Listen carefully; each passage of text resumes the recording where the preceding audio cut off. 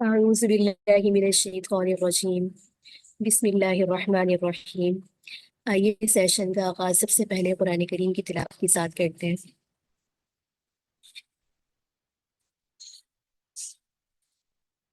بسم الله الرحمن الرحيم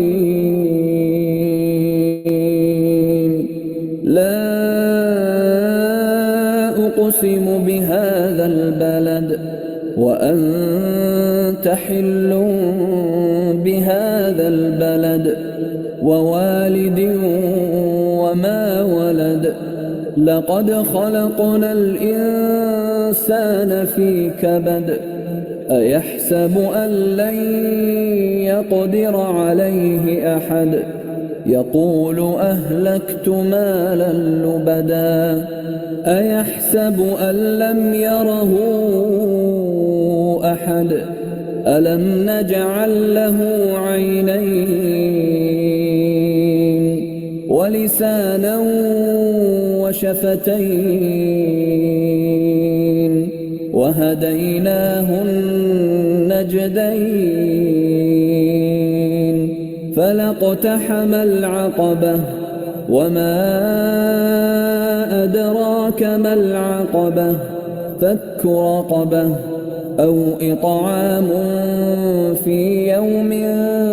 ذي مسغبة يتيما ذا مقربة أو مسكينا ذا متربة ثم كان من الذين آمنوا وتواصوا بالصبر وتواصوا بالمرحمة أولئك أصحاب الميمنة والذين كفروا بآياتنا هم أصحاب المشأمة عليهم نار مؤصدة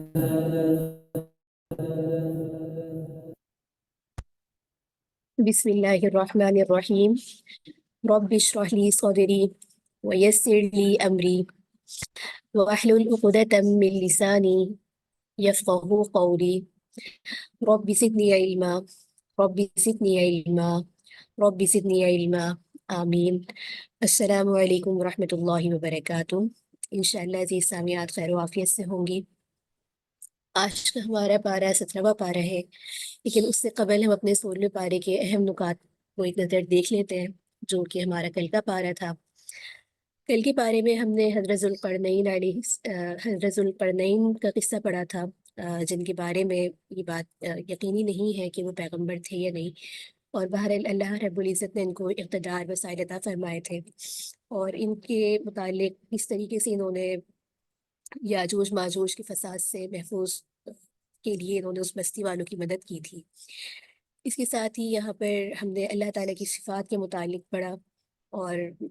آپ صلی اللہ علیہ وآلہ وسلم سے اللہ تعالیٰ نے فرمایا کہ آپ یہ بات لوگوں کو بتا دیں کہ میں بھی بشر ہوں، یعنی کہ تمہاری ہی طرح انسان ہو اور تم بھی بشر ہو، بس یہ فرق ہے کہ مجھ پر وحی آتی ہے اور تم پر وحی نہیں آتی۔ اس کے ساتھ ہی کل کے ہی پارے کے اندر ہم نے اعمال کی قبولیت کے بارے میں شرائط پڑھی، جو کہ 3 تھیں کہ عقیدے کا صحیح ہونا، نیت کا ٹھیک ہونا، اور عمل سنت کے مطابق ہونا۔ 16ویں پارے میں کل سورہ مریم کی ابتدا ہوئی تھی، اور اس کے مرکزی مضمون میں حضرت مریم علیہ السلام اور حضرت عیسیٰ علیہ السلام کے متعلق جو صحیح عقیدہ ہے اس کا بیان تھا۔ ساتھ ہی حضرت زکریا علیہ السلام کی دعا کا ذکر تھا کہ اذ نادى ربه نداء خفيا، کہ بڑھاپے کے بالکل پہنچ گئے تھے، لیکن آپ نے آہستہ آہستہ دعا مانگی، فہب لی من لدنک ولیہ، کہ مجھے بیٹا دے دیں جو میرے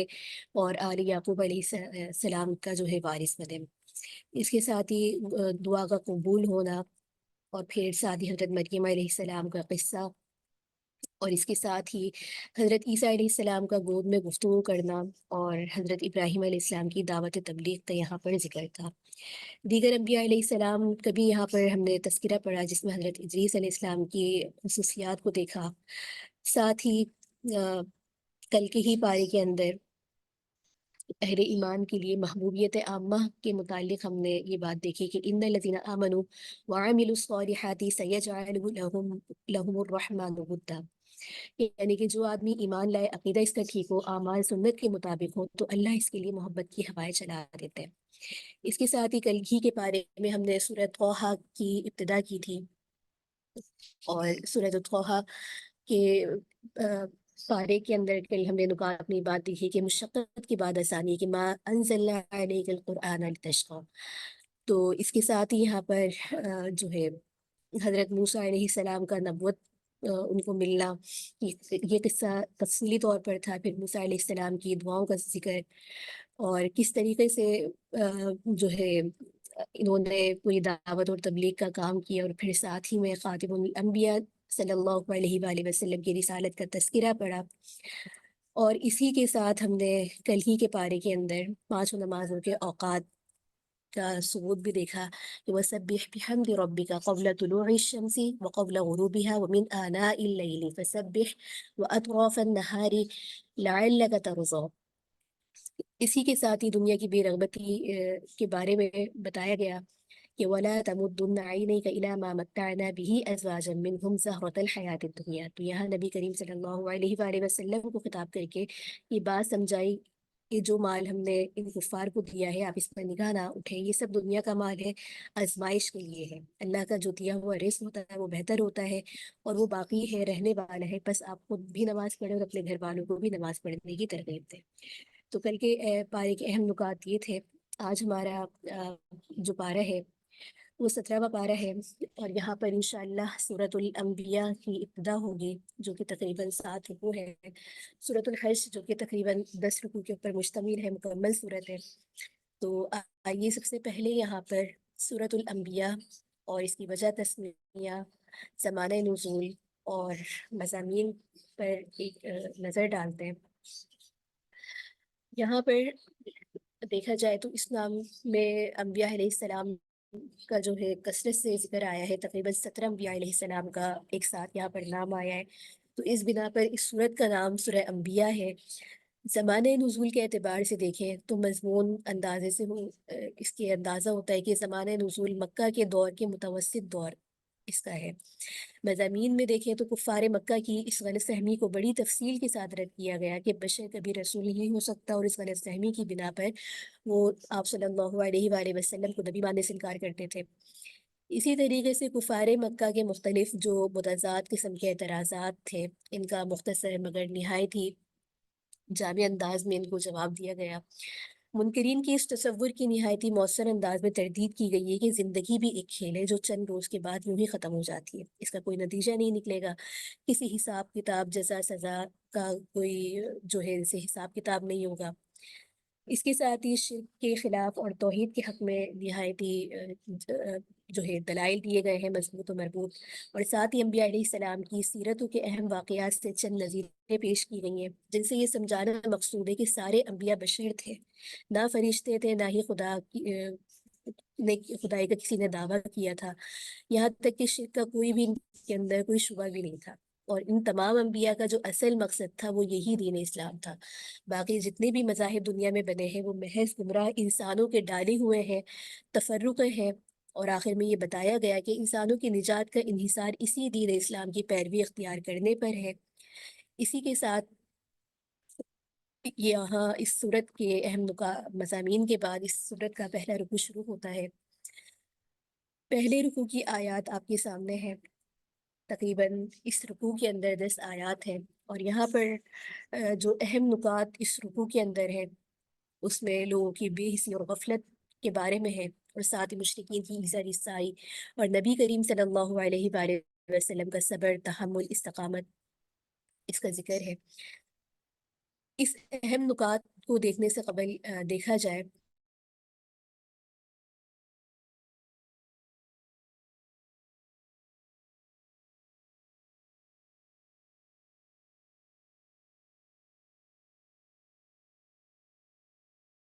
تو اس کہ انسان کے احتے سے پڑا ہوا ہے، اللہ کے جو احکامات اس کے پاس آتے ہیں اندر منہمک ہے۔ پھر ساتھ ہی منکرین جو کہ آپ صلی اللہ علیہ وآلہ وسلم کو کبھی ساحر کہتے تھے، کبھی کچھ کہتے تھے، تو اس کو رد کیا گیا ہے۔ پھر گزشتہ رسولوں کا تذکرہ کیا گیا ہے کہ وہ بھی اسی طریقے کے پیغام کے داعی تھے، اور ان کے ساتھ بھی لوگوں نے یہی معاملہ کیا۔ نتیجہ کیا ہوا کہ منکرین کو ہلاکت اور بربادی کا سامنا کرنا پڑا۔ اس کے ساتھ ہی اس صورت کے اندر دیکھا جائے تو مشرکین آپس میں آپ صلی اللہ علیہ وآلہ وسلم کے بارے میں یہ دعویٰ کرتے تھے کہ یہ جو رسول ہے، رسالت کے دعوے دار ہیں، یہ رسول نہیں ہے، بلکہ تمہارے جیسے ہی ایک انسان اور دوسرے انبیاء جیسے مادی معجزات پیش کرنے سے عاجز ہے۔ قرآن نے جواب دیا کہ جتنے بھی انبیاء پہلے آئے وہ سب انسان تھے، کھاتے بھی تھے، پیتے بھی تھے، دوسرے انسانی تقاضے بھی پورے کرتے تھے۔ کوئی ایک نبی بھی ایسا نہیں جو بشری تقاضوں سے پاک ہو۔ جہاں تک معجزے کا تعلق ہے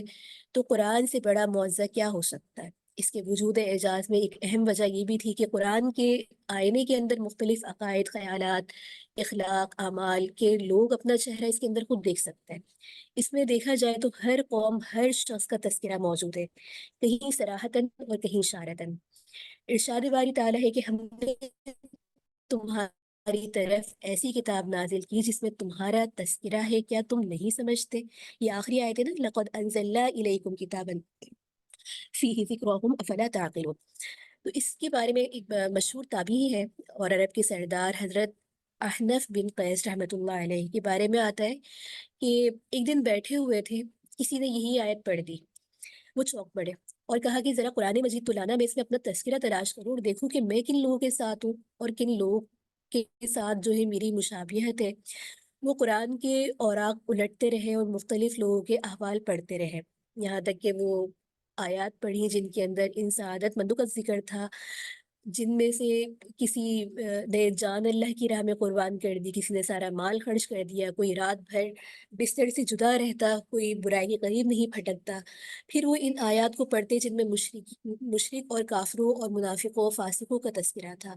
تو دونوں قسم کی آیت پڑھنے کے بعد وہ کہہ اٹھے کہ اللہ، میں ان دونوں گروہوں میں سے نہیں ہوں۔ پھر انہوں نے سورۃ التوبہ کی وہ آیت پڑھی جس میں ایسے لوگوں کا ذکر تھا جن سے گناہ بھی ہوتے اور انہوں نے نیک اعمال بھی کیے۔ یہ آیت کریمہ پڑھ کر وہ پکار اٹھے کہ ہاں، میرا تذکرہ اس میں ہے۔ بالآخر انہوں نے قرآن کریم میں اپنا تذکرہ تلاش کر ہی لیا۔ تو یہاں پر بتانے کا مقصد یہ ہے کہ مشرکین کی جو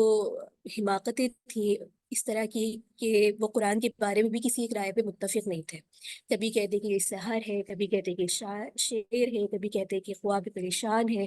کبھی کہتے کہ محمد صلی اللہ علیہ وآلہ وسلم کا کوئی اپنا ہی گھڑا ہوا ہے، کسی سے سیکھا ہوا کلام ہے۔ تو ان کی اس استرار اور اختلاف کا ذکر کرتے ہوئے قرآن کریم کہتا ہے کہ بلکہ وہ کہتے ہیں کہ یہ قرآن خواب پریشان ہے، بلکہ اس نے اپنی طرف سے بنا لیا ہے۔ اس کے بعد قرآن نے مشرکین کو ان ظالم قوموں کے انجام کی طرف متوجہ کیا جنہوں نے اللہ کی بصارت اور بصیرت رکھنے والوں کے لیے عبرت کا سامان بنایا، ان تباہ شدہ قوموں کا تذکرہ ہے۔ یہاں بھی مومن کے لیے یہ بات ہے کہ انسان جب قرآن کریم پڑھتا ہے تو اس کو قرآن کریم کی جہاں بھی مومنین، منافقین کا تذکرہ آتا ہے تو اپنے اندر ان عادات اور صفات اور خصلتوں کا ضرور تجزیہ کرنا چاہیے کہ ہمارا عمل کن کے مطابق ہے اور اللہ ہمیں کن کی طرف حکم دے رہا ہے۔ تو قرآن نے وہ صفات تو بتا دی ہیں، لیکن وہ ہم نے دیکھنا ہے کہ اب ہم کس سمت پہ چل رہے ہیں۔ اس کے ساتھ ہی آگے اس سورت کا دوسرا رکوع ہے اور دوسرے رکوع کی آیات آپ کے سامنے ہے۔ یہاں پر بھی دیکھا جائے تو اس کے اہم نکات کے اندر عذاب کے وقت ظالم قوموں کا احوال کا ذکر ہے، اور ساتھ ہی بتایا جا رہا ہے کہ کائنات کھیل تماشا نہیں، اور ان تمام باتوں کے بعد اللہ کے سوا کوئی معبود نہیں، اللہ کی وحدانیت کا ذکر ہے، اور ساتھ ہی فرشتوں کا جو اصل مقام ہے اس کا تذکرہ ہے۔ اس رکوع کے اندر دیکھا جائے تو یہاں پر ذرا تفصیل سے گزشتہ قوموں کا تذکرہ کیا گیا ہے اور یہ بتایا گیا کہ کس طرح انہوں نے اپنے رسولوں کو جھٹلایا اور کس طرح گمراہیوں پہ اصرار کے نتیجے میں ان کا حال کیا ہوا کہ یہ تباہ ہو گئے۔ مطلب یہ کہ پہلوں نے سرکشی کی اور اختلاف میں پڑھ کر اپنے لیے از خود انہوں نے شامت بلا لی، اپنے لیے وبال کو دعوت دے دی، اور ساتھ ہی پھر قرآن کریم کے جو منکرین ہیں ان کے ساتھ بھی یہی کچھ جو ہے ہو کر رہے گا۔ اس کے ساتھ ہی جو ہے اس سورت کا تیسرا رکوع ہے، اور اس تیسرے رکوع کے اہم نکات میں यहाँ 30 आयात से लेकर इस रुकू के अंदर अल्लाह ताला की जो कुदरतें हैं और नेमतें हैं उनका बड़ा तफसीली तौर पर जिक्र है। साथ ही मौत और हयात का मसला और इंसानों की आजमाइश, फिर मुशरिकीन के गुस्ताखियों के यहाँ पर जवाब है, और उनके लिए अल्लाह ताला की तरफ से जो उनका अजाब है, उनके लिए धमकियाँ हैं, उसका तज़किरा है। इस पूरे रुकू में पहले तो अगर हम खुलासतन देखें तो यहाँ पर आसमान और ज़मीन की पैदाइश का जिक्र है,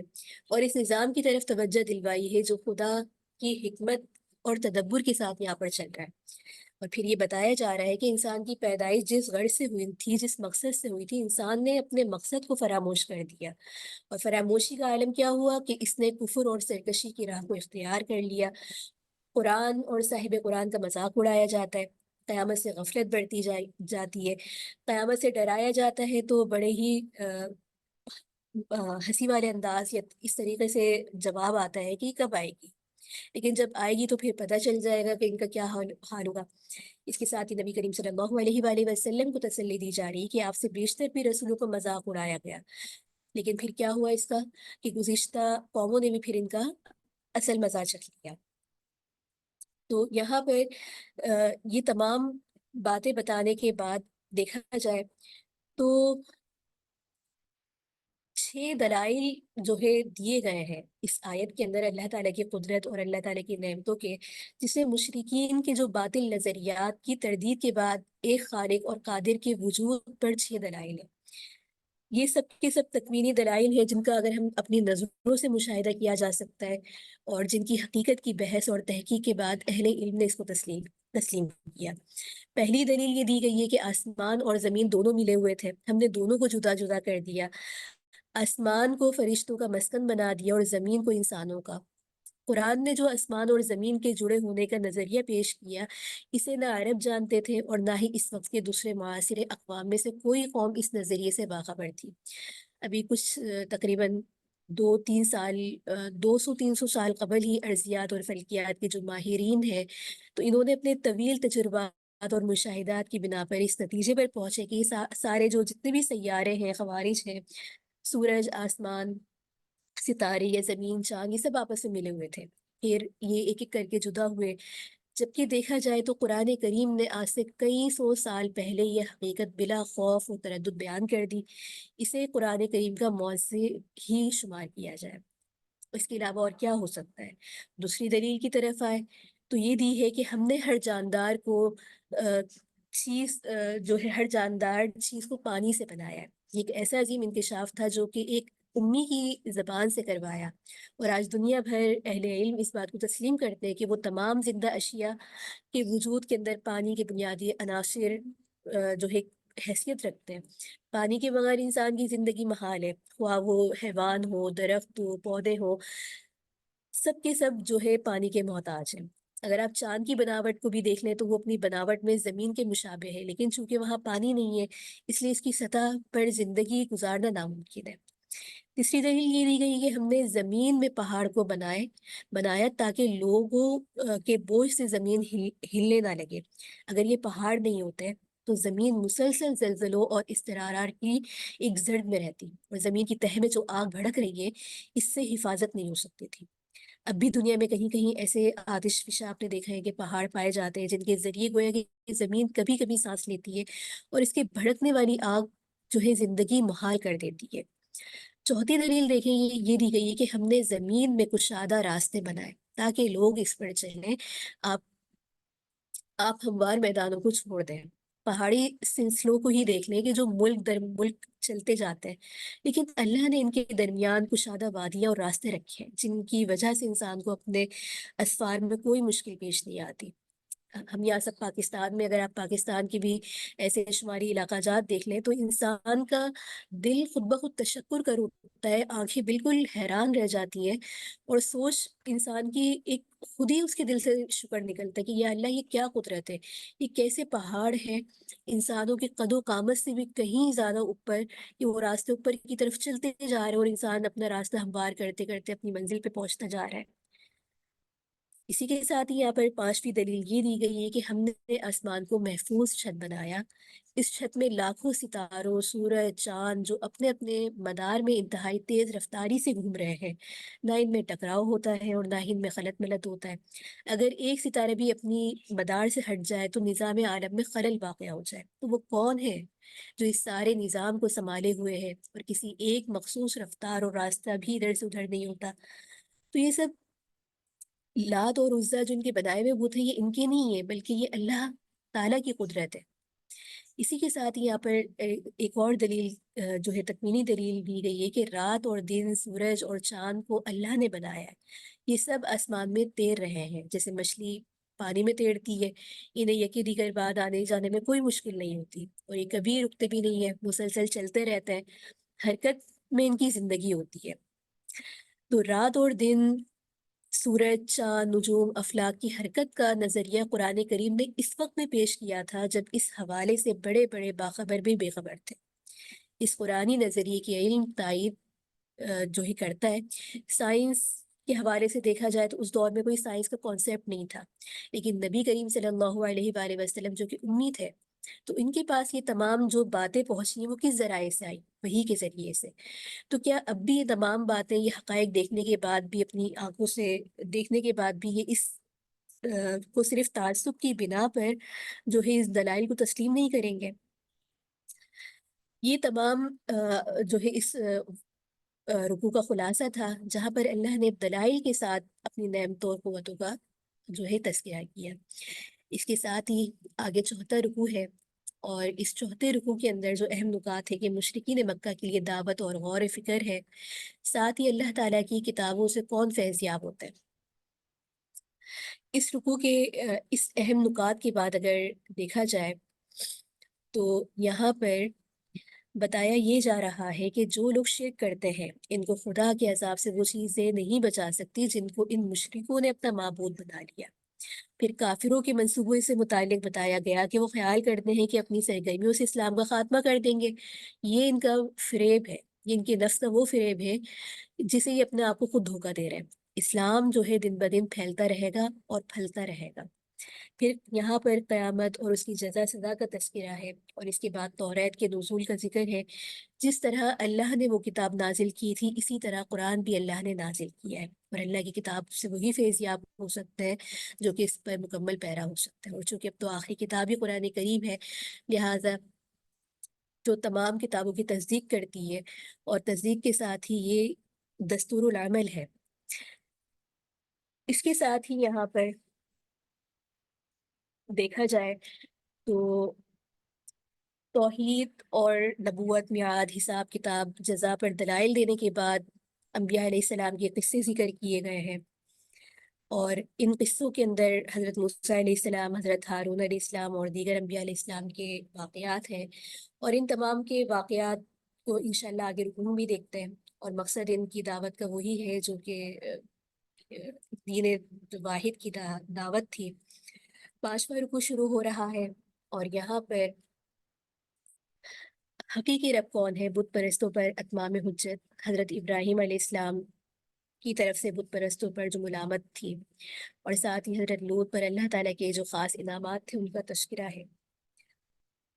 اس رکوع کے اندر دیکھا جائے تو حضرت ابراہیم علیہ السلام کے اس واقعے کو بڑا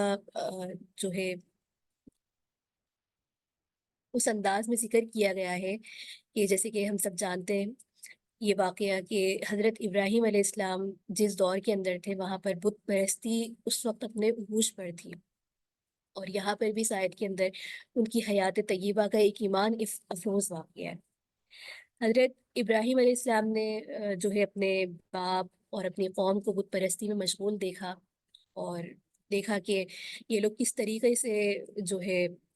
اپنے ہی بنائے ہوئے بتوں کی پوجا کرتے ہیں اور ان توہمات کے اندر مشغول ہیں، مصروف ہیں. یہاں تک کہ آپ کے جو خود کے والد تھے وہ بت بنا کر فروخت کرتے تھے. قوم اپنا جشن منانے کے لیے ایک وقت آیا کہ وہ میلے چلی گئی. اس وقت میں ایسا کوئی ان کا تھا کہ وہاں میلے لگتے ہوں گے. تو حضرت ابراہیم علیہ السلام نے موقع پا کر بت خانے میں گئے، کلہاڑے سے سارے بتوں کو توڑ دیا جو بڑا تھا. اس کے کندھے کے اوپر کلہاڑا رکھ کر واپس تشریف لے آئے۔ قلعے سے واپس آئی تو دیکھا کہ بت ٹوٹے، سنا تھا وہ ہمارے بتوں کا ذکر خیر سے نہیں کرتا، اس کا نام ابراہیم ہے۔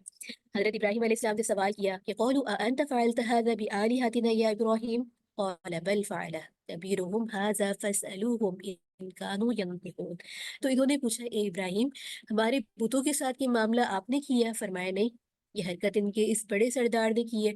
انہی بتوں سے پوچھ لو اگر یہ بولتے ہیں۔ تو انہوں نے کہا اے ابراہیم آپ جانتے ہیں یہ تو بات بھی نہیں کر سکتے، ان سے کیا پوچھیں؟ بل فعلہ کبیرہم ھذا، حضرت ابراہیم کا یہ فرمانا کہ یہ حرکت ان کے اس بڑے سردار نے کی ہے بظاہر درست نہیں تھی، کیونکہ بڑے بت نے تو یہ کام نہیں کیا تھا، بلکہ حضرت ابراہیم علیہ السلام نے خود انہیں توڑا تھا۔ اس کی بہترین مقصد یہ تھا کہ حضرت ابراہیم خود ان کے عقیدے کے اوپر ان کو تنزیہ انداز میں بتانا چاہ رہے تھے کہ رات دن تم یہی رٹ لگا کے رکھتے ہو کہ یہی سب کچھ بت کر رہے ہیں، یہی خدا ہے، یہی بگاڑتے ہیں، یہی تباہ کرتے ہیں۔ تو لہٰذا جب انہوں نے یہ بات کی تو وہ سب لاجواب ہو گئے اور بتوں کا جو عجز تھا ان کے اوپر ظاہر ہو گیا۔ تو مقصد بھی حضرت ابراہیم علیہ السلام کا یہی تھا کہ یہ خود اپنے عقل کو استعمال کریں اور اس دلیل کو دیکھیں کہ کس چیز کی طرف جو ہے یہ اپنے آپ کو لگا کے رکھے ہوئے، یعنی کہ یہ خود بھی جانتے کہ ان کی بت اپنے آپ کو نہ بچا سکتے، نہ ہل سکتے، نہ جل سکتے، تو وہ تمہاری کیسے مدد کر سکتے ہیں؟ تو پھر بالآخر یہی ہوا کہ ہوتا یہی ہے کہ جب جاہل کسی معقول بات کا جواب نہیں رکھتا تو وہ لڑائی پر اتر آتا ہے۔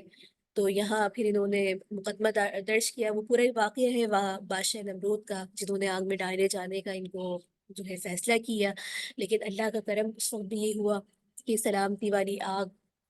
جو ہے ان کے لیے سلامتی بن گئی، اور ان کے جو ناپاک عزائم تھے اللہ رب العزت نے حضرت ابراہیم علیہ السلام کو اس سے محفوظ و معمون فرمایا۔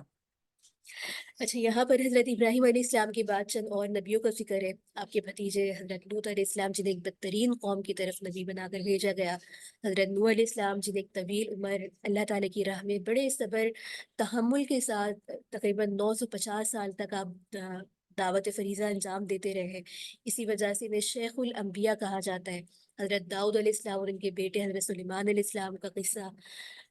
یہاں پر مذکور ہے۔ حضرت ایوب علیہ السلام جنہوں نے بڑے مصائب آلات کے ذریعے انہیں آزمایا گیا لیکن صبر کا مظاہرہ کیا، ضرب المثل بن گئے۔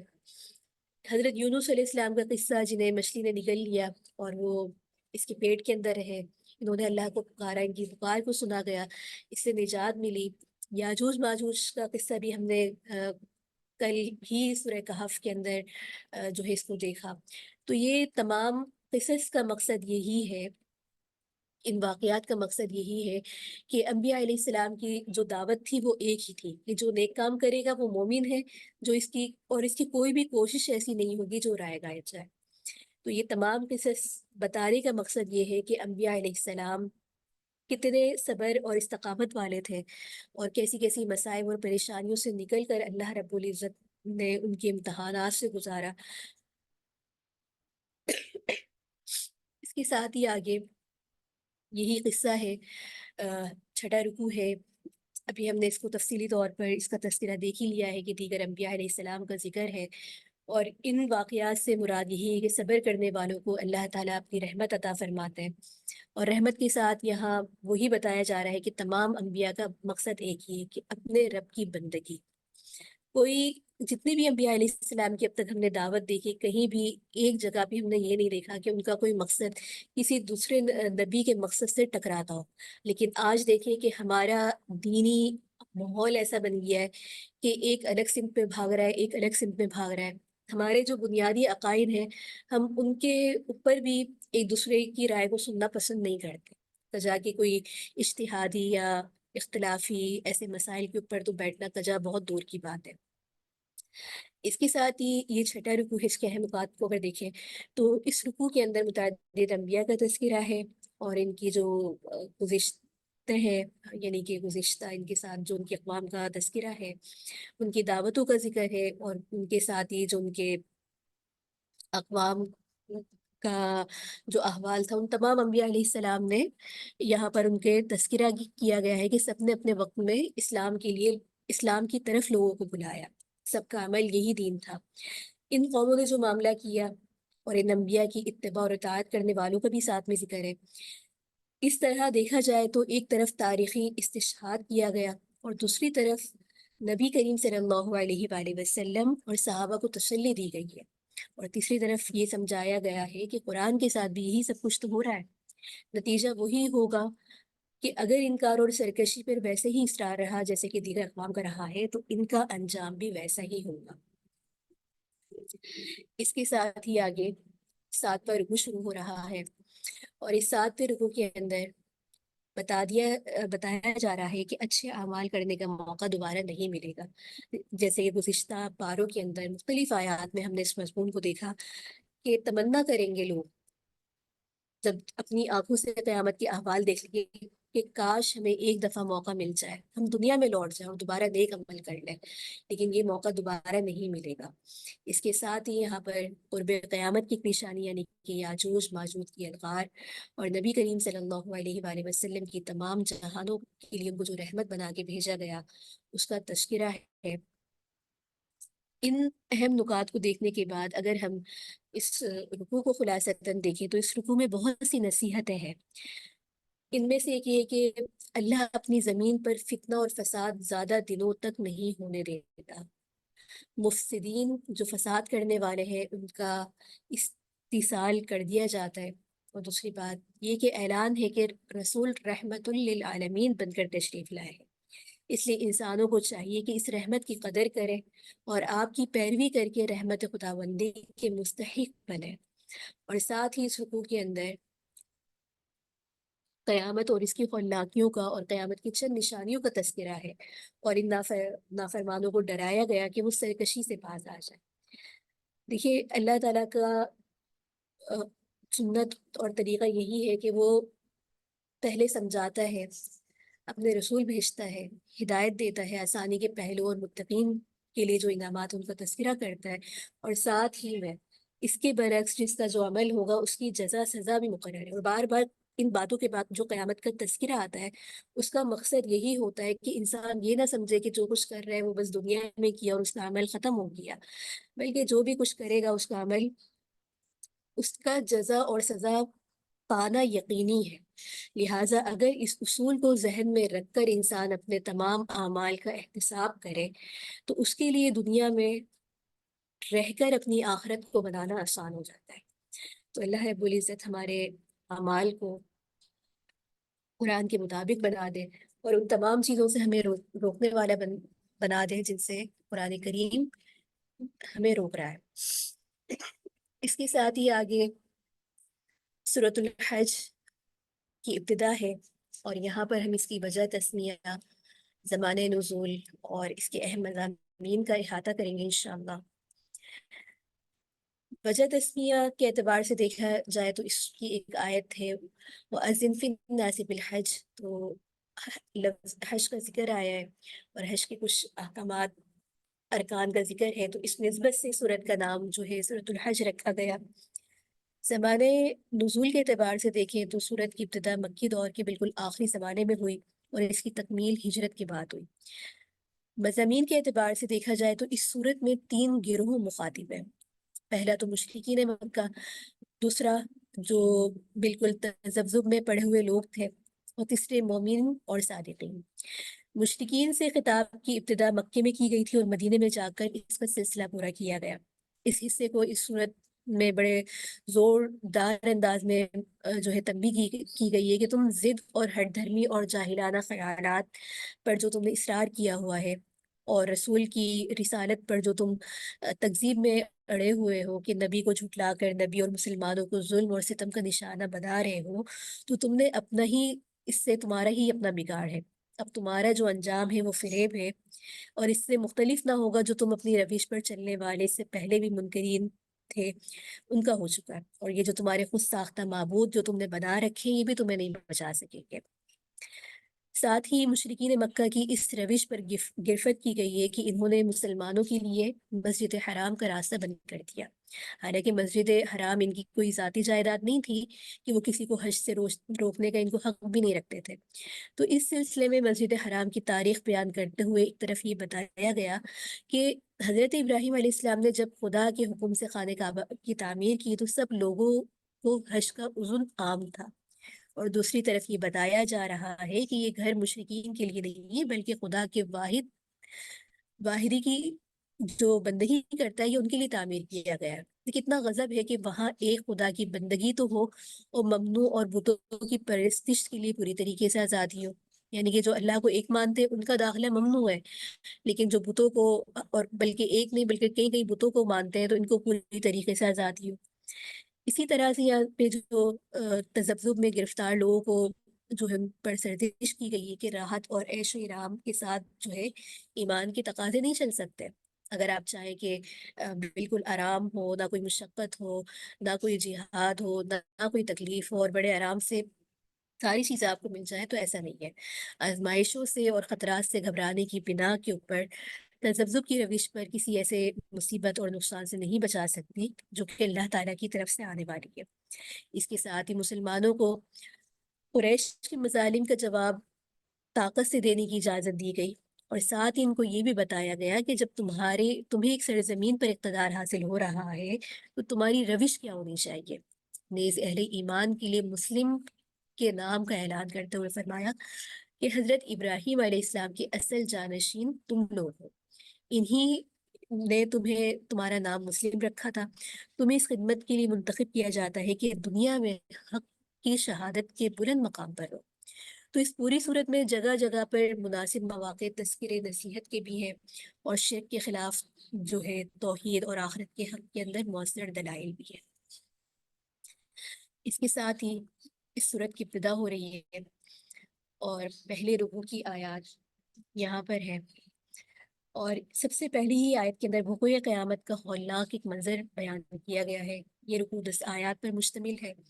اور دوبارہ زندہ کیے جانے کا ثبوت، اور ساتھ ہی دینی تعلیمات پر اعتراض کرنے والوں کا انجام اور اس کے عذاب کا تذکرہ ہے۔ اس صورت کو اگر ہم اس رکوع کو خلاصتاً دیکھیں تو یہاں پر قیامت اور اس کی ہولناکیوں کا بیان ہے، اور کہا گیا کہ لوگوں کو قیامت کے واقع ہونے میں کوئی شک نہیں ہونا چاہیے، یہ آ کر رہے گی۔ یعنی کہ یہ انداز اختیار کرنے کا مقصد یہ ہے کہ اس میں کوئی دو رائے نہیں ہے قیامت آئے گی یا نہیں آئے گی، بلکہ آ کر ہی رہے گی۔ اور ساتھ ہی یہاں پر قیامت کے وقوع پر دلیل دی گئی ہے کہ قیامت آ کر رہے گی، اس میں کوئی شبہ نہیں، کیونکہ قرآن کی ایک ایک آیت، ایک ایک لفظ جو ہے حق اور سچ پر مبنی ہے۔ اس میں کوئی ایسی بات نہیں جو ڈھکی چھپی ہو، یا اللہ کا وعدہ ایسا نہیں ہے کہ جو بس وعدہ ہو اور وہ پورا نہ ہو۔ تو یہاں پر یہ جو منظر اس میں کھینچا گیا ہے کہ اے لوگوں، آیت دیکھیے کہ ارشاد ہوتا ہے کہ اے لوگوں اپنے رب سے ڈرو، بے شک قیامت کا زلزلہ بڑا حادثہ ہے، تم اس دن دیکھو گے کہ دودھ پلانے والی ہر عورت اپنے بچے کو بھول جائے گی، ہر حمل گر جائے گا، اور لوگ تم کو مدہوش نظر آئیں گے، حالانکہ وہ مدہوش نہیں ہوں گے، لیکن اللہ کا عذاب بڑا سخت ہے، اسے دیکھ کر لوگوں کے ہوش و حواس اڑ جائیں گے۔ یعنی کہ یہاں پر دیکھا جائے تو ایک منظر کشی کی گئی ہے کہ ایسا منظر ہوگا کہ ہر طرف ایک افراتفری کا عالم ہوگا، کسی کو کسی چیز کا ہوش نہیں ہوگا۔ پھر یہاں پر قیامت کا ذکر کرنے کے بعد بعث و نشوز، یعنی کہ دوبارہ زندہ ہونے پر جو ہے دو وجہ سے استدلال کیا گیا ہے۔ یہ پہلا استدلال کہ انسان کی تخلیق کے مختلف مراحل سے انسان اپنی پیدائشی اور تکوین میں 7 مراحل سے گزرتا ہے، ان تمام مراحل کو یہاں پر جو ہے بیان کیا گیا۔ انسان خود ان مرحلوں سے گزرتا ہے کہ کس طریقے سے پہلے ایک جو ہے مٹی سے، پھر نطفے سے، یہ تمام مراحل سے گزر کر جوانی، بڑھاپا، یہ سب چیزوں سے انسان گزرتا ہے۔ اب ان مراحل سے گزر کر وہ یہ کیسے کہہ سکتا ہے کہ اللہ دوبارہ پیدا کرنے پر قادر نہیں ہے؟ بالخصوص آج کا انسان جو یہ جانتا ہے کہ اللہ تعالیٰ نے انسان کو کس طریقے سے اس کے اندر جو خواص ہیں وہ چھپا رکھے، یہ معلومات رکھنے والا انسان کیسے فنا ہونے کے بعد دوبارہ زندگی سے انکار کر سکتا ہے؟ اس کے ساتھ ہی یہاں پر کچھ لوگ تو واضح طور پر گمراہ ہیں، اس آیت میں یہ بتایا جا رہا ہے، اور کچھ لوگ ایسے ہیں جو مذبذب ہیں۔ اگر انہیں یعنی کہ کچھ دنیاوی فائدہ حاصل ہو تو وہ عبادت کرنے لگتے ہیں اور دین پر جمے رہتے ہیں، اور اگر فائدے کی بجائے انہیں کسی آزمائش کا سامنا کر جائے تو وہ پیٹ پھیر کر بھاگ جاتے ہیں۔ آگے رکوع میں انہی گروہوں کا ذکر ہوگا، اس کو ہم دیکھتے ہیں۔ دوسرا رکوع ہے، اور یہاں پر بھی منافقانہ جو طرز عمل ہے اس کا تذکرہ ہے، اور باطل مومنوں کے لیے بشارت، اور حق پر کون ہے اس کا فیصلہ روز قیامت ہوگا۔ اس کے ساتھ ہی کائنات کی ہر شے اللہ کو سجدہ کر رہی ہے، اور ساتھ ہی میں جہنم کے عذاب کے ہولناک مناظر کا یہاں پر تذکرہ ہے۔ اس رکوع کے اندر دیکھا جائے تو یہاں پر انسان کی یہ ذہنیت بتائی گئی ہے کہ وہ اللہ کی عبادت کرتا ہے، لیکن ذرا سی تکلیف اور مصیبت سے گھبرا ہوتا ہے اور اپنی عبادت کو چھوڑ دیتا ہے۔ ایسا کرنا اس کے لیے نہایت ہی برا ہے۔ آج ہمارا عمل بھی دیکھیں کہ انسان بہت عبادت کرتا ہے، بہت نیک کام کرتا ہے، صدقے خیرات کرتا ہے، نمازیں پڑھتا ہے، نفل پڑھتا ہے، لیکن ذرا سی مصیبت آ جائے، ذرا سی مزاج کے خلاف کوئی بات آ جائے تو ہمارا دل نمازوں میں نہیں لگتا، نفل نمازیں فوراً غائب ہو جاتی ہیں، تلاوت کے جو ہمارے دو دو سپارے پڑھنے کا معمول ہوتا ہے وہ ایک دم ختم ہو جاتا ہے، جو تسبیحات ہم نے خود اپنی معمولات میں لے کر آئے ہوئے ہوتے ہیں سب ختم ہو جاتا ہے۔ تو یہ دیکھیے کہ یہ انسان کی ذہنیت خود قرآن کریم بتا رہا ہے، اور یہ بھی ساتھ میں بتا رہا ہے کہ یہ عمل انسان کا برا ہے۔ پھر اس کے ساتھ ہی اللہ کے نظام کی ربوبیت یعنی کہ قیامت پر دلیل لائی گئی کہ پرورش اور تربیت کا یہ سارا کارخانہ جتنا بھی ہے یہ سب کوئی ایسے ہی نہیں چل رہا، انسان اس سے فائدہ اٹھاتا رہتا ہے، لہٰذا ضروری ہے کہ اس معاملے میں انسان اپنی ذمہ داریوں کو محسوس کرے اور اس کی ذمہ داریوں کے حساب کتاب کے لیے ایک دن مقرر ہونا چاہیے۔ اور پھر ساتھ میں یہ بتایا جا رہا ہے کہ دنیا میں انسان جتنے عقیدوں اور مذاہب پہ چل رہا ہے سب کا فیصلہ قیامت میں ہو جائے گا۔ پھر کافروں اور نافرمانوں کو سختی کے ساتھ دھمکی دی گئی ہے کہ ان کا انجام اور ان کے لیے جو بھی عذاب ہے وہ بھی برحق ہے۔ اس کے ساتھ ہی آگے تیسرا رکوع شروع ہو رہا ہے، اور تیسرے رکوع کے اہم نکات ہیں یہاں پر۔ اس رکوع کے اندر سب سے پہلے تو ہدایت یافتہ لوگوں کے لیے بشارت ہے اور خانہ کعبہ کی حرمت کا بیان۔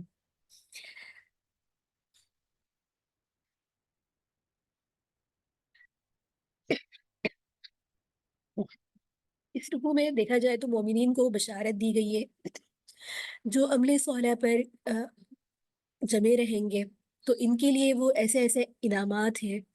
جن کا وعدہ اللہ رب العزت نے قرآن کریم میں بھی مختلف مقامات پر کیا، اور ساتھ ہی خانہ کعبہ کی حرمت کا بیان، اور یہ بتایا گیا کہ اللہ کی عبادت کے لیے گھر تعمیر ہوا ہے، لوگوں کو اس کی عبادت سے روکنا اور اس گھر کی بے حرمتی کرنا یہ اللہ تعالیٰ کا غضب کو بھڑکاتا ہے۔ یہاں پر دیکھا جائے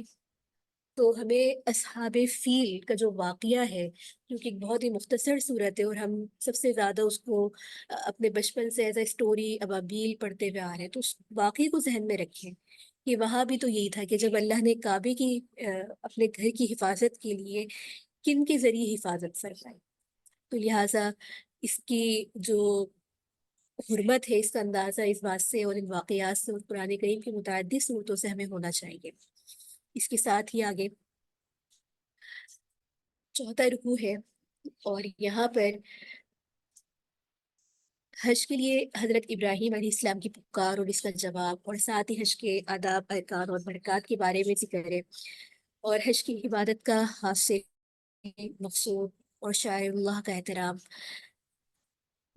ان تمام باتوں کا ذکر ہے۔ اس کے اہم نکات کو دیکھنے کے بعد اگر ہم اس رکوع کو خلاصتاً دیکھیں تو بتایا یہ جا رہا ہے کہ اس کی تعمیر کیسی ہستی یعنی کہ حضرت ابراہیم علیہ السلام نے کی تھی، کس غرض سے کی تھی، کن تمناؤں سے کی تھی، اس معاملے میں اللہ نے حضرت ابراہیم علیہ السلام کو کیا حکم دیا تھا، اور ساتھ ہی مختصر طور پر یہاں پر حج کے جو ہے چند احکامات کا بھی تذکرہ ہے۔ حج کے جو فرائض، احکامات، ارکان، یہ تمام کے لیے ضروری ہے کہ ہم اس کو باقاعدہ پڑھیں، ان کے حج کے ارکان کو سیکھے، اور جب حج پہ جانا اللہ تعالیٰ کسی کو نصیب فرما دے تو پوری کوشش کریں کہ باقاعدہ ہم اس کی ٹریننگ لے کر جائیں، کیونکہ یہ وہ عبادت ہے جو انسان اپنے مال سے بھی کر رہا ہوتا ہے، اپنا مال لگا کر بھی کر رہا ہوتا ہے، اپنے مال کے ساتھ جو ہے اپنی بدنی عبادت بھی اس کے اندر شامل ہوتی ہے۔ اور جب یہ عبادت کرنی ہے تو پھر اس کے ساتھ انسان کو چاہیے کہ اتنی تیاری کے ساتھ جائے کہ قریب ہے کہ اللہ تعالیٰ اس کا جو حج ہے اس کو مقبول فرما دے۔ اس کے ساتھ ہی یہاں پر یہ جو آخری یعنی کہ یہ جو رکوع شروع ہو رہا ہے تو اس کے اندر بیت اللہ کی تعمیر سے متعلق ہے، اور یہ بات ہم سب جانتے ہیں کہ بیت اللہ کی پہلی تعمیر جو ہے حضرت آدم علیہ السلام نے فرمائی تھی، وہ منہدم ہو گئی تھی، پھر حضرت ابراہیم علیہ السلام کو اللہ تعالیٰ نے وہ جگہ بتا دی تھی کہ جہاں کعبے کا احاطہ کرنا، اس کو دوبارہ تعمیر فرمایا۔ پھر حضرت ابراہیم نے حضرت اسماعیل علیہ السلام کی مدد سے بیت اللہ کی تعمیر فرمائی، اور پھر حکم ہوا کہ لوگوں میں حج کا اعلان کرو کہ وہ تمہارے پاس پیدل آئے اور دور کے راستوں سے ان سواریوں پر سوار ہو کر آئے جو لمبے سفر کی وجہ سے دبلے پتلے ہو گئے۔ حضرت ابراہیم علیہ السلام نے مقام ابراہیم پر پتھر کھڑے ہو کر آواز لگائی تھی کہ خانہ کعبہ جو ہے بن گیا ہے، حج کرنے کے لیے آؤ۔ اب اس کے جو افعال اور اس کا طریقہ جو ہے کتابیں ہیں حج عمرے کی، ان کو دیکھا جا سکتا ہے۔ اس کے ساتھ ہی آگے رکوع شروع ہو رہا ہے، اور اسی سلسلے کی ایک کڑی اس رکوع کے اندر بھی ہے۔ 5واں رکوع ہے، اور یہاں پر قربانی کا حکم ہے، قربانی کی روح اور اس کا مقصد بتایا جا رہا ہے۔ یہاں پر اس کے نکات کو دیکھنے کے بعد اس رکوع کو اگر خلاصتاً دیکھیں تو قربانی کے احکامات جو ہے درج ہے، اور ساتھ ہی یہ تعلیم دی جا رہی ہے کہ قربان میں نہ ان جانوروں کا کوئی گوشت اللہ کو پوچھتا ہے، بلکہ جو تقوی کا حصول ہے یہ فریضہ ہے۔ تو یہ ایک فرض اور ایک مقصود بتایا گیا ہے جو قربانی کا اصل مقصد ہے۔ اور اس کے ساتھ ہی ایام قربانی بھی یہاں پر مذکور ہے کہ وَيَذْكُرُ اسْمَ اللَّهِ فِي أَيَّامٍ مَّعْلُومَاتٍ عَلَىٰ مَا رَزَقَهُم مِّن بَهِيمَةِ الْأَنْعَامِ، یعنی کہ قربانی یعنی کہ جانور ذبح کرنے کے دن مخصوص و متعین ہے، اور وہ 10، 11 اور 12 ذی الحج ہے۔ چنانچہ ایک روایت ہے حضرت عبداللہ بن عمر رضی اللہ تعالیٰ عنہ سے کہ ایام معلومات یعنی کہ معلوم دنوں سے مراد یوم النحر یعنی کہ 10 ذی الحج، اور اس کے بعد 2 دن یعنی کہ 11 اور 12 ذی الحج ہے، تو کل قربانی کے 3 دن بنتے ہیں۔ اب یہاں پر قربانی کا مقصد بھی بتایا جا رہا ہے کہ لن ينال اللہ لحومها ولا دماؤها ولكن يناله التقوى منكم، کہ اللہ تعالیٰ کے یہاں قربانی کا گوشت اور خون نہیں پہنچتا، بلکہ اللہ کے یہاں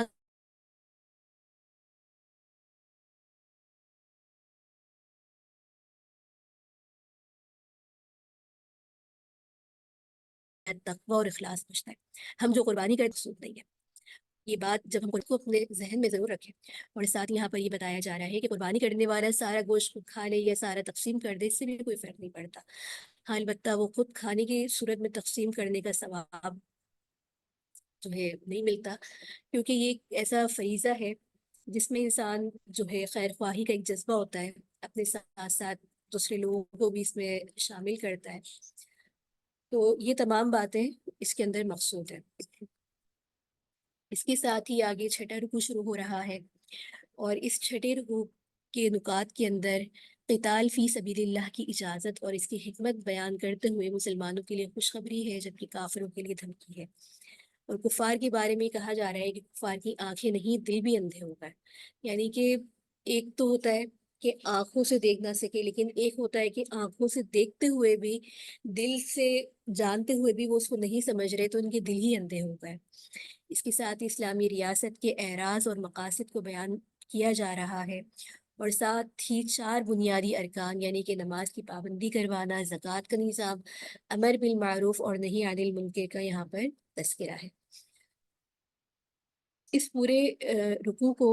اگر ہم خلاصتاً دیکھیں تو سب سے پہلے یہاں پر پہلی مرتبہ جہاد کی اجازت اس آیت میں دی گئی ہے۔ یہ پہلی آیت تھی جو نبی کریم صلی اللہ علیہ وآلہ وسلم کی مکہ مکرمہ سے مدینہ منورہ آنے کے بعد جہاد اور قتال کے بارے میں نازل ہوئی۔ مکہ مکرمہ میں مشرکین نے صحابہ رضی اللہ تعالیٰ عنہ پر بہت زیادہ ظلم کیا. جو مشرکین تھے ان کے ظلم و ستم کی ایک پوری داستان ہے جو مختلف مواقع پر صحابہ پہ اور اسلام لانے والوں پہ کیا کرتے تھے. تو صحابہ اکرام رضی اللہ تعالیٰ عنہ کو حکم تھا کہ اب اپنے ہاتھ اس وقت حکم تھا کہ اپنے ہاتھ کو روکے رکھیں، لیکن جب یہ آیت نازل ہونے کے بعد سب سے پہلے باضابطہ جنگ اور کفر اور اسلام کے درمیان جو جنگ ہوئی تھی وہ جنگ بدر تھی. مسلمانوں کی تعداد اس وقت یہی تھی کہ 313 تھی اور کفار کی تعداد تقریباً 1000 تھی، لیکن اس کے بھی بالمقابل اللہ رب العزت کی توفیق سے فتح مسلمانوں کو جو ہے نصیب ہوئی. اس کے ساتھ ہی آیت میں اسلامی ریاست کے اعراض اور مقاصد کو بیان فرمایا کہ الذین ان مکناہم فی الارض اقاموا الصلاۃ وآتوا الزکاۃ وامروا بالمعروف ونہوا عن المنکر وللہ عاقبۃ الامور. گزشتہ آیت میں صحابہ کرام کو جہاد اور قتال کی اجازت دی گئی جس کے نتیجے میں فتح ہوگی اور اللہ تعالیٰ نے انہیں اقتدار بخشیں گے. اب یہاں سے بتایا یہ جا رہا ہے کہ نظام حکومت میں کام کرنے کے لیے بنیادی کام بتائے جا رہے ہیں. وہ بنیادی کام کیا ہے کہ نماز کی پابندی کروانا، نظام زکوٰۃ قائم کرنا، نیکی کے کاموں کا حکم دینا اور ساتھ ہی گناہوں سے روکنا. اس کے ساتھ ہی پھر گزشتہ قوموں کی سرکشی کے انجام کی طرف اشارہ کرتے ہوئے عرض کیا جا رہا ہے کہ قوم نوح، قوم عاد، قوم سمود کا تذکرہ ہے اور عبرت کے لیے آج بھی ان کے کھنڈرات موجود ہیں. اگر ان سے چاہو تو عبرت حاصل کرو. اس کے ساتھ ہی آگے 7واں رکوع ہے اور اس 7ویں رکوع کے اہم نکات کو دیکھیں تو یہاں پر نبی کریم صلی اللہ علیہ وسلم کی طرف سے اعلان ہے اور ساتھ ہی قرآن پر جو شک کرنے والے ہیں ان کے لیے ذلت امیز عذاب کا تذکرہ ہے. اس رکوع کو خلاصتاً یہاں پر دیکھیں تو یہاں پر آپ کی زبان سے اعلان کروایا جا رہا ہے اور یہ رسالت ساری دنیا کے لیے ہے اور ہمیشہ کے لیے ہے کہ جو لوگ اس کی تصدیق کر کے نیک عمل کر کے اپنی زندگی میں جو اس کو اختیار کریں گے ان کے لیے بشارت دی گئی ہے. پھر ساتھ ہی یہاں پر شیطان کی جو چال بازیاں ہیں اس کا تذکرہ ہے کہ اس نے ہر زمانے میں داعیان حق کی دعوتوں کو ناکام کرنے کے لیے سر توڑ کوششیں کی ہیں اور لوگ جنہوں نے اپنے آپ کو شیطان کا آلہ کار بننے کے لیے پیش کیا ان کا انجام کیا ہوا کہ بالآخر وہ ناکام ہو گئے اور ایسے ناکام ہوئے کہ قیامت کے دن اس کی سزائیں دیں گے. تو یہ قیامت میں ان کی جو سزاؤں کا تذکرہ ہے یہ اس وجہ سے ہے کہ یہ قرآن میں جو ان کو بار بار توجہ دلوائی جاتی تھی یہ اس کے اوپر شک اور تردد کا شکار رہتے تھے. اس کے ساتھ ہی آگے 8واں رکوع ہے اور 8ویں رکوع کے اہم نکات آپ کے سامنے ہیں. اس اہم نکات کے خلاصے کو اگر ہم دیکھیں تو یہاں پر یہ بتایا جا رہا ہے کہ جہاد اور ہجرت کی اہمیت اور فضیلت کے اوپر بات کی گئی ہے کہ اور اللہ کے راستے میں جہاد کرنے والوں اور ہجرت کرنے والوں کے لیے بشارت دی گئی ہے. ہم نے پچھلے بھی آیات میں یہ بات پڑھی ہے کہ اگر انسان کسی ایسی جگہ پر ہو جہاں پر اسلامی تعلیمات کا نفاذ مشکل ہو تو ایسی جگہ سے ہجرت کرنا افضل ہے اور اس میں اللہ نے برکت رکھی ہے. ساتھ ہی اسلام کے آخر کار غالب ہونے کی طرف اشارہ فرمایا کہ لہو ما فی السماوات و ما فی الارض وان اللہ هو الغنی الحمید. اور ساتھ ہی بتایا جا رہا ہے کہ کائنات کا نظام جو ہے اللہ ہی چلا رہا ہے. یہ سب اللہ تعالیٰ کا نظام ہے، لہٰذا انسان جو ہے اللہ تعالیٰ کی رحمت کی امید رکھتے ہوئے اللہ کے نظام کو چلانے کے لیے اگر کہیں ہجرت کرتا بھی ہے تو آگے بھی دوسری جگہ پہ بھی اگر وہ ہجرت کرتا ہے تو وہاں بھی اللہ تعالیٰ اس کے رزق اور تمام چیزوں کا انتظام فرمائیں گے. اور پھر یہاں بتانے کا مقصد یہی ہے کہ کائنات کا نظام اللہ کے ہاتھ میں، تو لہٰذا امید انسان کو وسائل سے زیادہ، اسباب سے زیادہ جو ہے اللہ کی طرف رکھنی چاہیے. مومن کی شان بھی یہ ہے. اس کے ساتھ ہی آگے 9واں رکوع ہے اور اس رکوع کے اندر اللہ تعالیٰ کے انعامات کا تذکرہ ہے اور پھر اس میں بندوں کی جو ناشکری ہے یا عبادات کے طریقے پر جو اعتراضات ہیں تو ان تمام نکات کا یہاں پر ذکر ہے. اس رکوع میں اللہ تعالیٰ نے بے شمار انعامات کا تذکرہ کیا جن سے انسان جو ہے فائدہ اٹھاتا رہتا ہے۔ اور پھر کہا گیا کہ اللہ آسمان کو گرنے سے روکے ہوئے ہیں، گویا کہ آسمان اگر گر جائے تو یہ نظام کائنات درہم بھرم ہو جائے، تو پھر بتاؤ تمہارا کیا حال ہوگا۔ لیکن انسان جو ہے ناشکری کرتا ہے اور نہیں سوچتا کہ جو اللہ دینے پر قادر ہے وہ لینے پر بھی قادر ہے، پھر اس وقت کیا ہوگا۔ اور اس کے ساتھ ہی پھر کفار مشرکین کی جو ہر دھرمیاں ہیں ان کا تذکرہ ہے اور ان کو دھمکی دی گئی ہے۔ اللہ رب العزت کی جتنی بھی نشانیاں ہیں کائنات میں ہر چار سو پھیلی ہوئی ہیں، اور وہ نشانیاں ایسی ہیں کہ ان پہ غور و فکر کریں کہ کائنات کیسے بنی ہے، یہ آسمان کیسے ٹکا ہوا ہے، یہ نظام کیسے چل رہا ہے۔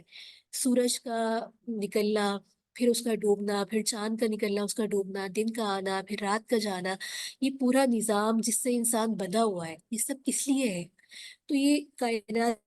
پہ اتنی چیزیں ہیں انسان کے لیے کہ اگر اس میں غور و فکر کرے تو وہ اس کے لیے ایک سوچنے کا ایک راستہ ہے۔ لیکن اگر اس کو انسان سوچے اور اس میں دیکھے تو ہر چیز میں انسان کو اللہ کی ربوبیت ہی نظر آئے گی۔ تو یہاں پر اللہ تعالیٰ اسی چیز کی طرف جو ہے انسان کی بار بار توجہ دلوا رہا ہے کہ وہ اس کی جو ہے چیزوں کے اوپر غور کرے اور دیکھے کہ یہ اتنا بڑا نظام چلانے والی ذات جو ہے، کیا اس کے ساتھ ہمارا یہ سلوک جائز ہے کہ ہم اس پہ یہ اعتراضات کریں۔ اس کے ساتھ ہی آگے اس سورت کا آخری یعنی کہ 10واں رکوع ہے ہمارے آج کے پارے کا، اور اس پورے رکوع کے اندر جو اہم نکات ہمارے سامنے ہیں، سب سے پہلے تو اللہ تعالیٰ کی معرفت کی جو کمی ہے اور اس کا سبب کیا ہے کہ شرک، پھر اللہ تعالیٰ کے وسیع علم ہونے کے بارے میں بتایا جا رہا ہے کہ اللہ تعالیٰ ہر عمل سے واقف ہے، پھر عمل کی دعوت، اور ساتھ ہی اللہ کے راستے میں جہاد ایسے کرو کہ جیسے کہ جہاد کرنے کا حق ہے۔ ان نکات کو دیکھتے ہوئے سب سے پہلے تو اگر ہم یہاں پر دیکھیں تو مختلف انداز میں مشرکوں کو سمجھایا گیا کہ وہ اپنے شرک اور اپنی حرکتوں سے باز آ جائے۔ پھر شرک کی برائیاں اور بتوں وغیرہ کی جو لاچاریاں ہیں وہ بتائی گئی، جیسے کہ حضرت ابراہیم علیہ السلام کا بھی اگر ہم اوپر واقعے اور آیات دیکھیں تو اپنے ہاتھوں سے جو ان کے خود کے بت بنائے ہوئے تھے وہ ان کے بارے میں کتنے اچھے سے جانتے تھے کہ یہ ایسا کر ہی نہیں سکتے، یہ تو ہل ہی نہیں سکتے، یہ کیسے ماریں گے۔ تو یہ خود ان کے ذہن کے اوپر اللہ نے یہ بات کہلوائی ان کی زبانوں سے، ان کے ذہن میں تھی لیکن ان کی زبانوں میں کہنے میں ان کو ظاہر تردد ہوتا تھا، اس بات سے شرم آتی تھی کہ ہم اپنی لاچاری کو کیسے ظاہر کریں۔ تو ساتھ ہی یہاں پر پھر یہ بتایا جا رہا ہے کہ مسلمانوں کو نماز، جہاد اور انفاق فی سبیل اللہ کا حکم دیا گیا، اور کہا گیا کہ یہ اسلام ملت ابراہیم ہے، اس نے تمہارا نام مسلمین رکھا ہے۔ اس کے بعد مسلمانوں کو ان کے فریضے کی یاد دہانی کروائی گئی ہے کہ حق کی شہادت کے لیے تمہارا انتخاب ہوا ہے، یہی تمہاری وجہ شرافت ہے، اس سے غافل ہونے کے بعد تم خیر امت اور شریف امت ہونے کے مستحق نہیں ٹھہرو گے۔ تمہیں جو خیر امت ہونے کا یہ شرف بخشا ہے وہ کس وجہ سے بخشا ہے، تو لہٰذا اپنے اس شرف کو سمجھو اور اپنے اس فریضے کو سمجھو۔ اور اس کے ساتھ ہی یہاں پر کچھ اہم نکات کی طرف بھی انسان کی جو ہے توجہ دلوائی گئی ہے۔ سب سے پہلے تو دیکھا جائے کہ یہاں پر جو معبودان ہیں ان کے باطل، ان کی بے بسی کو ایک مثال کے ذریعے سمجھایا گیا۔ ان کی مثال کے ذریعے سمجھایا گیا کہ جن مشرکین نے جن جھوٹے اور پتھر سے ان بنائے ہوئے بتوں کی جو یہ پوجا کر رہے ہیں، اگر یہ سارے معبود مل کر بھی ایک مکھی کو پیدا کرنا چاہیں تو نہیں کر سکتے۔ مکھی کو پیدا کرنا تو بہت دور کی بات ہے، اگر ایک مکھی بھی ان کو جو ان کے پاس آ جائے تو یہ اس کو بھی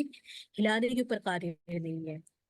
اور ساتھ ہی دیکھا جائے تو یہاں پر یہ بات بھی پتہ چلتی ہے کہ وَمَا جَعَلَ عَلَيْكُمْ فِي الدِّينِ مِنْ حَرَجٍ، کہ اللہ تعالیٰ نے دین اسلام میں حرج نہیں رکھا۔ دین میں بہت آسانی ہے، لیکن آسانی کا مطلب ہرگز یہ نہیں ہے کہ وہ بالکل ہی آسان ہو اور جنت بالکل آپ کو ایک پلیٹ میں رکھ کے مل جائے۔ تھوڑی بہت پریشانی، سختیاں جو ہے آتی رہتی ہیں، تو اس میں یہ کوئی حرج نہیں ہے، کیونکہ یہ بات ذہن میں رکھیں کہ اللہ تعالیٰ ایسا حکم اپنے بندے کو نہیں دیتے جس پر عمل کرنا اس کے لیے مشکل ہو۔ اور یہ بات بھی یاد رکھیے کہ مشقت پر اجر ملتا ہے۔ اگر آپ داعیہ کا کام کر رہے ہیں، دین کا کام کر رہے ہیں، تو آپ کو وہاں مشقت بھی آئے گی، پریشانی بھی آئے گی، لوگوں کی تنقید کا بھی سامنا کرنا پڑے گا۔ تو یہ مشقت جب آتی ہے تو اسی کا تو اجر آپ کو ملتا ہے، جہاں آپ صبر کرتے ہیں، دوسرے کے غلط رویے کے اوپر بھی خاموشی اختیار کرتے ہیں، نرمی اختیار کرتے ہیں۔ تو دین کے کام آسان نہیں ہے، اس میں مشقت آتی ہے، لیکن یہ کام ایسے نہیں ہے کہ جو آپ کی اسٹینس سے بہت زیادہ اوپر کے ہوں یا آپ کے اوپر کوئی بوجھ ہو۔ تو لہٰذا جب دین کے کوئی کام کرنے کی بات آئے یا دین میں کوئی مشقت آئے تو اس پر صبر کریں، اللہ سے دعا مانگیں، تو اس پر انشاءاللہ اجر دوہرا ملے گا۔ اسی کے ساتھ ہی آج کے ہمارے پارے کی یہ اہم نکات یہاں پر پورے ہوتے ہیں۔ امید ہے کہ میں اپنی بات یہاں تک آپ کو سمجھا پائی ہوں گی۔ اگر آپ لوگ کے کوئی سوالات ہیں تو ہم ان کو دیکھ لیتے ہیں۔ جزاک اللہ خیرن کثیرن۔